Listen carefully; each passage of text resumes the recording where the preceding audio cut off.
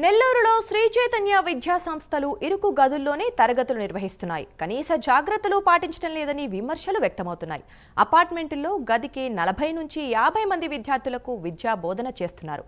విద్యాశాఖ అధికారులు చూసి చూడనట్లు వ్యవహరిస్తున్నారని ఆరోపణలు వస్తున్నాయి. శ్రీ చైతన్య విద్యా సంస్థల తీరుతో విద్యార్థులకు మానసిక ఒత్తిడికి గురవుతున్నారు.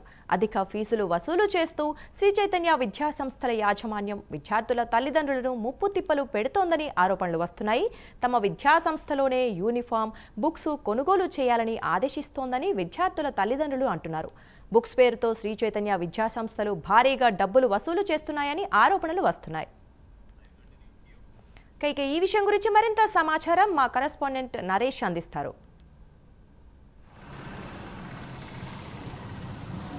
రైట్ దుర్గా, మొత్తానికి మనం నెల్లూరుకు సంబంధించినటువంటి శ్రీ చైతన్య విద్యా సంస్థల ప్రాంగణంలోనే ఉన్నాం. ఎందుకంటే విద్యార్థి భవిష్యత్తును బంగారు బాటగా మలచాల్సినటువంటి ఈ యొక్క విద్యా సంస్థలు రోజు రోజుకి ఈ యొక్క విద్యా సంస్థలు ఈ యొక్క విద్యార్థుల భవిష్యత్తుకు ఒక గుదిబండలా తయారవుతున్న పరిస్థితి కనపడతా ఉంది. ఇక్కడ అధిక ఒత్తిడి, ఏదైతే అధిక ఫీజులు, ఇక్కడ ఉన్నటువంటి విద్యార్థులకు ప్రతినిత్యం కూడా ఏదో ఒక అసైన్మెంట్ రూపంలో వారికి నిత్యం కూడా ఒక టార్చర్ చూపిస్తున్న పరిస్థితి కనపడతా ఉంది. ఏదైతే శ్రీ చైతన్య విద్యా సంస్థలు ప్రధానంగా మనం చర్చించుకోవాలా, అనేక కార్పొరేట్ విద్యా సంస్థల్లో ప్రతినిత్యం కూడా జరిగేటువంటి ఈ యొక్క ఒత్తిడి అనేది, మానసిక ఒత్తిడి అనేది విద్యార్థులు లోనవుతున్నటువంటి పరిస్థితిలో వాళ్ళు మృత్యువాత పడుతున్నటువంటి పరిస్థితి కనపడతా ఉంది. ఈరోజు తల్లిదండ్రులు ఈ యొక్క కార్పొరేట్ విద్యా సంస్థలు నమ్మి లక్షల రూపాయలు కట్టి ఈ యొక్క విద్యా సంస్థల్లోకి పంపిస్తూ వాళ్ళ బిడ్డలను వాళ్ళే చేతలారా కూడా కషాయవాడికి ఇచ్చినటువంటి పరిస్థితిని ఈరోజు చూస్తున్నటువంటి పరిస్థితి కనపడతా ఉంది. మనం తెలుగు రాష్ట్రాల్లో చూస్తే శ్రీ చైతన్య విద్యా సంస్థల్లో ఏదైతే మానసిక ఒత్తిడి, అక్కడ ఉన్నటువంటి ప్రెజర్ వల్ల పిల్లలు చాలా మనోక్షోభకు గురవుతున్నారు. కొంతమంది విద్యార్థులు మేడపై నుంచి కూడా ఈ యొక్క టార్చర్ తట్టుకోలేక మృత్యువాత పడుతున్నటువంటి సంఘటన మనం చూస్తూనే ఉన్నాం. ఇరుకు గదులు, ఏదైతే అపార్ట్మెంట్లో, అగ్గిపెట్టి లాంటి అపార్ట్మెంట్లో దాదాపు కూడా 2-3 ఫ్లోర్స్ తీసుకొని ఇక్కడ విద్యార్థుల్ని వాళ్ళ యొక్క ఈ ఇన్స్టిట్యూషన్స్లో లక్షల రూపాయలు తీసుకొని వాళ్ళు ఇక్కడ పెట్టారు. సో ప్రస్తుతం మనం నెల్లూరుకు సంబంధించిన గాంధీనగర్ ఒక విద్యా సంస్థ, ఈ శ్రీ చైతన్య విద్యా సంస్థలో ఉన్నాం. విజువల్స్లోకి వెళ్దాం. ఈ యొక్క విద్యా సంస్థ చూస్తే మనం గతంలో ఇది పూర్తి స్థాయిలో కూడా పాతబడినటువంటి ఈ యొక్క విద్యా సంస్థ. ఈ రంగులు కొట్టి ఇక్కడ ఈ యొక్క క్లాసెస్ జరుపుతూ ఉంటారు. దాదాపు కూడా 1st standard to 10th standard వరకు కూడా ఇక్కడ స్కూల్ ఉంది. అయితే మనం చూస్తే ఈ గతంలో రెండు ఇల్లులు, పక్కపక్కన ఇల్లులు, ఆ మధ్యలో అటాచ్ చేస్తున్నాం ఏదైతే చూస్తామో ఆ ఇంటికి ఈ ఇంటికి మధ్య వాళ్ళు అక్కడ బేస్ చేసుకొని విద్యార్థుల్ని అటువైపు నుంచి ఇటువైపుకు మళ్ళిస్తూ ఉంటారు. ఎక్కడ కూడా సేఫ్టీ లేనటువంటి వైనం. ఈ సేఫ్టీ లేనటువంటి వైనంతో పూర్తి స్థాయిలో కూడా ఏదైతే విద్యార్థులు, తల్లిదండ్రులు చాలా వరకు ఆవేదన చెందుతున్నారు. ఎందుకంటే ప్రధానంగా విద్యా ప్రమాణాలు పాటించకపోవడం అనేది చాలా వరకు ఇటు బాధాకరమైన విషయం. ఎందుకంటే ఇక్కడ విద్యాశాఖ, మనం ఏదైతే విద్యా హక్కు ఉందో విద్యా హక్కుకు సంబంధించినటువంటి రూల్స్ అండ్ రెగ్యులేషన్స్ పూర్తి స్థాయిలో ముందుకు వెళ్ళటం లేదు. ఏదైతే శ్రీ చైతన్య కళాశాలలో ప్రధానంగా కొన్ని కార్పొరేట్ కళాశాలలో పుస్తకాలు అమ్మకూడదు. యాక్చువల్గా ఈ పుస్తకాలు అనేది ఎక్కడ కూడా గవర్నమెంట్ నామ్స్ ప్రకారం పోవాలా. సో ఈ గవర్నమెంట్ నామ్స్ ప్రకారం పోవాల్సినటువంటి ఈ శ్రీ చైతన్య విద్యా సంస్థలు పూర్తిగా వాటన్నిటి కూడా విస్మరించాయి.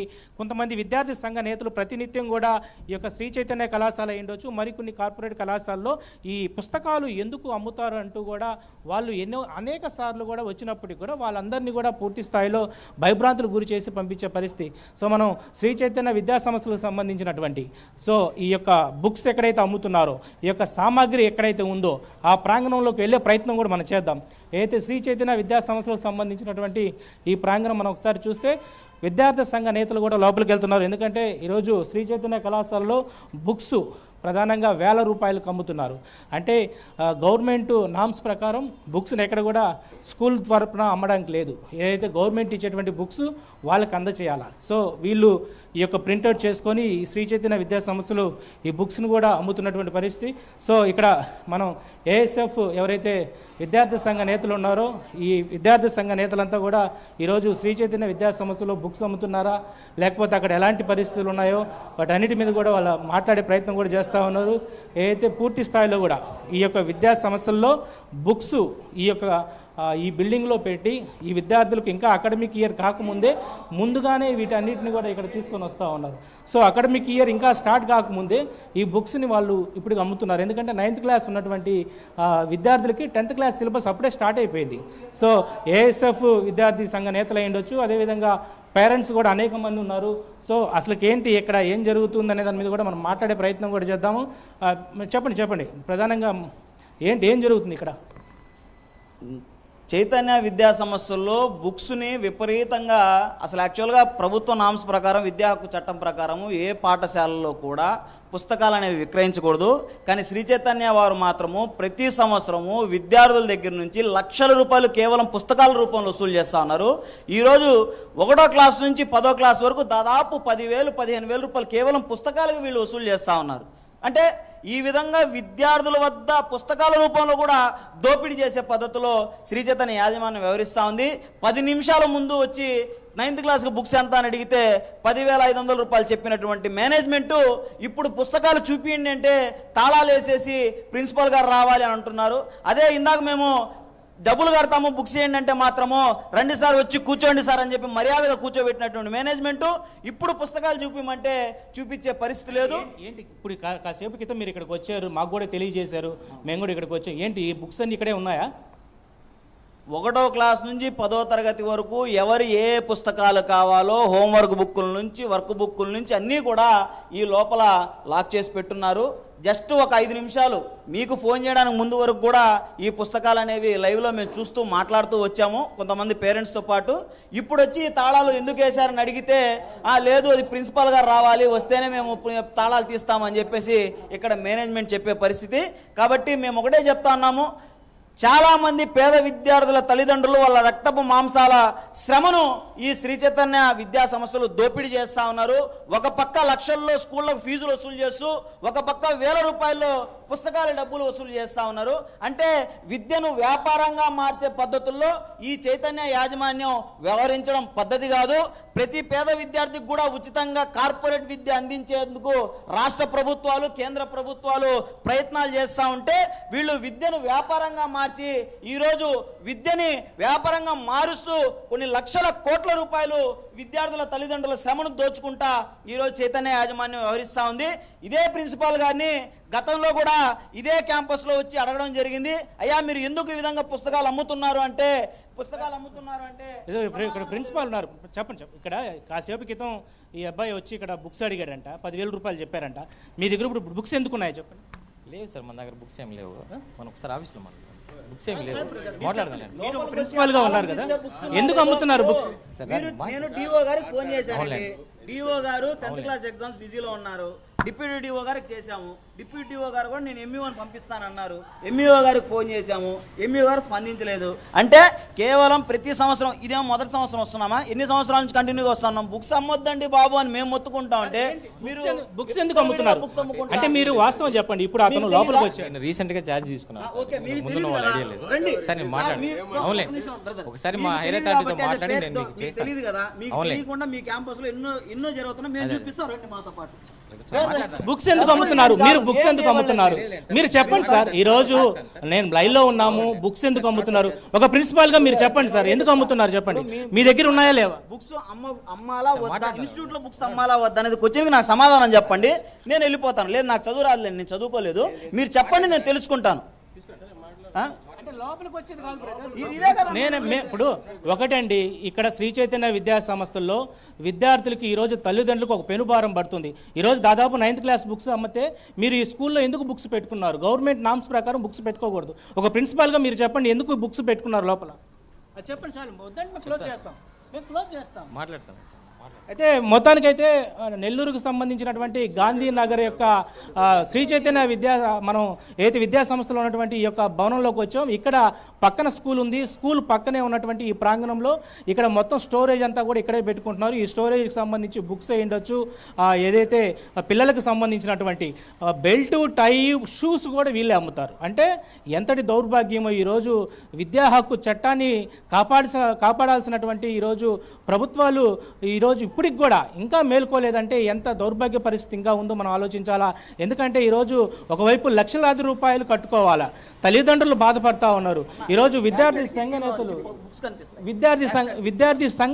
ఈరోజు విద్యార్థి సంఘ నేతలు ప్రతినిత్యం కూడా రోడ్డు ఎక్కుతూ ఉంటారు. ఇందాక అసలు ప్రిన్సిపాల్ కూడా మనం అడిగాం, లోపలికి రాని మాట్లాడుకుందాం అంటే బేరసాలు ఆడతారు. సో బేరసాలు ఆడేటువంటి ప్రయత్నాల్లో ఈరోజు విద్యా సంస్థలంతా కూడా ముందుకు కొనసాగుతున్నాయి. ఈరోజు కార్పొరేట్ విద్యా సంస్థలకు సంబంధించినటువంటి ఈరోజు శ్రీ చైతన్య గురించి మనం ప్రత్యేకంగా ఎందుకు చెప్పుకుంటున్నామంటే ఇప్పుడు మనం వచ్చినటువంటి పరిధిలో లైవ్లోనే మనం ఏదైతే ఆ స్టోరేజ్కి సంబంధించినటువంటి ఆ తలుపులు తీయమంటే అక్కడ ఉన్నటువంటి వాళ్ళు తాళాలు వేసుకొని బయటికి వెళ్ళిపోయారు. వాళ్ళ దగ్గర బుక్స్ లేకపోతే ఎందుకు ఈరోజు మనం వచ్చినప్పటికి కూడా ఇక్కడ మా దగ్గర ఏమి లేవు, అకాడమిక్ ఇంకా స్టార్ట్ కాకుండా బుక్స్ ఎందుకు అమ్ముతాము, మనల్ని నిలదీయాల్సినటువంటి వ్యక్తులు ఈరోజు విద్యార్థి సంఘ నేతలు ఇక్కడికి వచ్చి చెక్ చేసే టైంలో బుక్స్ అన్ని కూడా ఉండడం, వాటికి సంబంధించినటువంటి పూర్తిగా ఈ బుక్స్ అంతా కూడా ఇక్కడ వాళ్ళు లక్షలాది రూపాయలు దోచుకుంటూ ఉంటున్నారు. సో మొత్తానికి ఒకవైపు తల్లిదండ్రులు బాధపడుతున్నారు, మరోవైపు ఇక్కడ ఉన్నటువంటి విద్యార్థులు చేరిన తర్వాత వాళ్ళు మనోక్షోభకు పడుతున్నారు. మనతో పాటు పేరెంట్ కూడా ఉన్నారు, ఒకసారి మాట్లాడదాం. మీరు చెప్పండి అసలు ఏం జరుగుతుంది ఇక్కడంతా కూడా? సార్, ఇది విద్యా ముసుగులో ఉన్నటువంటి ఒక మాఫియా అండి శ్రీ చైతన్య వ్యవస్థ అనేది. ఎందుకు ఈ మాట అంటున్నానంటే ఈ స్కూలు వ్యవహార శైలి అనేది పూర్తిగా గతంలో ఉన్న దానికంటే ఇప్పుడు భిన్నంగా మారిపోయింది. కేవలము ఫీజుల వరకే మీరు కాన్సన్ట్రేషన్ చేయండి. అడ్మినిస్ట్రేషన్ డిపార్ట్మెంట్ సపరేట్గా ఉండాలి, టీచింగ్ డిపార్ట్మెంట్ సపరేట్గా ఉండాలి. కానీ శ్రీ చైతన్యలో మాత్రము టీచర్స్ కానీ అడ్మినిస్ట్రేషన్ కానీ అన్నీ ఒకటే పంతాల్లో నడుస్తూ ఉన్నాయి. కారణం ఏంటంటే వీళ్ళకి కావాల్సింది మెరుగైన విద్యను అందించే విధానం కాదు, పేరెంట్స్కి ఏదో ఒక రకంగా ఏదో ఒక ప్రెషర్ తీసుకొని వచ్చి ఫీజులు వసూలు చేయడం, లేకపోతే వాళ్ళ మీద రకరకాల ఇబ్బందులు పెట్టడం, పిల్లల్ని ఫీజులు కట్టకపోతే వీధులు నిలబెట్టడం, పనిష్మెంట్లు ఇవ్వడం, పిల్లల్ని ఫీజులు అడగడం. చదువుకోవడానికి వచ్చిన పిల్లల్ని ఫీజులు ఎలా తెస్తారండి? ఏ ఉద్దేశంతో అడుగుతారు టీచర్స్? అదేనండి టీచర్స్ని కానీ పేరెంట్స్ కానీ అడిగితే మీరు మమ్మల్ని అడగడానికి లేదు అంటారు. మరి మీరు మమ్మల్ని అడగడానికి లేదన్నప్పుడు మీరు ఎలా అడుగుతున్నారు పేరెంట్స్ని? ఈ మాట అడిగితే ప్రిన్సిపల్ గారికి కానీ మేనేజ్మెంట్కి కానీ కోపం వస్తుంది. సరే, ఇదంతా ఒక రకం అయితే ప్రతి విద్యార్థికి మెరుగైన విద్యను అందించాల్సినటువంటి వీళ్ళు ఫుడ్ ఫెస్టివల్ పేరిట వాళ్ళని సోమరిపోతులు చేసేస్తున్నారు. ఫుడ్ ఫెస్టివల్ ఎందుకు చేస్తారండి? ఏం ఫుడ్ ఫెస్టివల్ ఇళ్లలో మీరు వంటలు చేసుకోరా? ఫుడ్ ఫెస్టివల్ చేయాల్సిన అవసరం ఏముంది? బుక్స్ ఇక్కడ మన కిటికీలో కూడా మనం చూస్తే ఒకసారి బుక్స్ ఉన్నాయంట. జస్ట్ ఒకసారి మనం ఈ కిటికీలో నుంచి బుక్స్ చూద్దాం. ఎందుకంటే ప్రిన్సిపాల్ వాళ్ళు మొత్తం కూడా తలుపులు వేసుకున్నారు. ఇక్కడ మన కిటికీలో ఏదైతే విద్యార్థి సంఘ నేత ఎవరైతే ఉన్నారో ఆ విద్యార్థి సంఘ నేత మనకు చూపిస్తున్నాడు. ఈ యొక్క లోపల స్టోరేజ్ అంతా కూడా బుక్స్ అంట. సో ఒకసారి మనం బుక్స్ కూడా చూద్దాం. టీ షర్ట్స్ అన్నీ ఉన్నాయి. ఒకసారి మన విజువల్స్లో కూడా వెళ్దాం. ఈ యొక్క దీనికి సంబంధించి స్టోరేజ్ మనం ఒకసారి విజువల్స్లోకి వెళ్తే ఈ స్టోరేజ్ అంతా కూడా మొత్తం అన్ని బుక్సే. ఇక్కడ షూసు, సాక్సెస్, అదేవిధంగా టై. అంటే ఒకవైపు ఈ శ్రీ చైతన్య విద్యా సంస్థలు లోపల విద్యార్థులకి ఒక పూర్తి మొత్తం అన్నీ కూడా ఇక్కడే అమ్మేస్తున్నారు. అంటే పుస్తకాలు అమ్మడానికి లేదు, గవర్నమెంట్ నామ్స్ ప్రకారం పుస్తకాలు అమ్మడానికి లేదు, అదేవిధంగా బెల్ట్, షూ, టై ఇవన్నీ కూడా అమ్మడానికి లేదు. కానీ వీళ్ళే వీటన్నిటిని కూడా పూర్తిగా స్టోరేజ్ తెచ్చుకోవడం, ఈ బుక్స్ అన్నింటిని కూడా స్టాక్ పెట్టుకున్నారు. ఏదైతే ఈ స్టాక్ సంబంధించినటువంటి బుక్స్ అంతా మొత్తం ఇదిగో టీ షర్ట్స్ కూడా ఒకసారి మనం చూద్దాం. అంటే మనం ఓకే ఎగ్జాక్ట్లీ కూడా శ్రీ చైతన్యకు సంబంధించినటువంటి టీ షర్ట్. సో ఈ టీ షర్ట్స్ని కూడా వీళ్ళు ఇది ఎంతకు అమ్ముతారంటే వాళ్ళు ఫిక్స్ చేసినటువంటి రేట్కి, అంటే వాళ్ళు ఎంత ఫిక్స్ చేస్తారో ఆ ఫిక్స్ చేసినటువంటి రేటుకి వీళ్ళు కొనాల్సిందే. ఇంకా మళ్ళీ తల్లిదండ్రులకి ఇంకొకటి లేదు. ఒకసారి మనతో ఉన్నారు, మీరు చెప్పండి ఏంటి ఈ బుక్ ఇవన్నీ కూడా లోపల దొరికాయా? ఇవన్నీ లోపల ఇప్పుడు ఈ డోర్ తీస్తే ప్రిన్సిపల్ గారిని డోర్ తీయమంటే తీయట్లేదు. ఇట్లాంటి దీనికి సంబంధించి దాదాపు ఒక 15-20 లక్షల రూపాయల సరుకు మన లోపల ఉంది. ప్రిన్సిపల్ గారు వచ్చి ఓపెన్ చేయమంటే మీ సమక్షంలో ఓపెన్ చేయమని చెప్పారు. ఎందుకంటే కారణాలు ఇవే చూశారు కదా, విత్ లోగోతో పాటు ఇదే టీ షర్టు బయట మనకి 100-150 రూపాయలు దొరికితే ఇక్కడ మాత్రం 500 రూపాయలు 450 రూపాయలు పెట్టి ఈ టీ షర్టు విద్యార్థులు కొనాల్సి వస్తూ ఉంది. అంటే బయట మార్కెట్కి వీళ్ళు అమ్మేదానికి కేవలం ఈ లోగో వేసిన పాపానికి తల్లిదండ్రుల దగ్గర 300 రూపాయలు అదనంగా ఒక టీ షర్ట్ మీద వసూలు చేస్తూ ఉన్నారు. సో కాబట్టి ఇటువంటి విద్యా దోపిడిని ఈ రాష్ట్ర ప్రభుత్వం ఇకనైనా స్పందించి వీటన్నిటిని చూసి ప్రతి పేద విద్యార్థికి కూడా ఉన్నత విద్య, కార్పొరేట్ విద్య ఉచితంగా అందే పద్ధతుల్లో, ఉచితంగా అందకపోయినా అట్లీస్ట్ మినిమం ఫీజుల పేరుతో ఫీజు రెగ్యులేషన్ కమిటీలు ఏర్పాటు చేసి ఖచ్చితంగా ప్రతి పేద విద్యార్థికి కూడా మంచి చదువును చదువుకునే పద్ధతుల్లో అటువంటి వాతావరణాన్ని రాష్ట్ర ప్రభుత్వం కల్పించాలని చెప్పేసి ఇటువంటి చైతన్య కార్పొరేట్ పాఠశాలలపై ఇంకోసారి ఇట్లాంటి చేయకుండా చర్యలు తీసుకోవాలని చెప్పేసి విద్యార్థి సంఘాలుగా మేము డిమాండ్ చేస్తాం. అయితే ఇది మొత్తానికి ఈ మనం కాసేపు కింద ప్రిన్సిపాల్ మాట్లాడడం లోపల మీ దగ్గర ఏమున్నాయి, విద్యార్థులకు ఇచ్చేటువంటి అన్నీ కూడా ఈ యొక్క స్టోరేజ్లో ఉన్నాయి మాకు తెలుస్తుంది, ఇక్కడ చెప్తున్నామంటే అక్కడ అతను మా దగ్గర ఏం లేవని చెప్పి బుకాయించి వెళ్ళిపోయాడు. కానీ లోపలికి వస్తే ఈ సాక్స్ ఏదైతే విద్యార్థులకు ఇచ్చేటువంటి మొత్తం బుక్స్ అయ్యుండొచ్చు, టీషర్ట్స్, షూ, సాక్స్ విత్ టైతో పాటు మొత్తం అన్ని తెప్పించేశారు. సో విద్యార్థులకి ఇది దాదాపు కూడా 3,000 నుంచి 4,000 రూపాయలకి ఇదంతా కూడా పూర్తి స్థాయిలో అందజేయాలి. అది తల్లిదండ్రుల మీద భారం.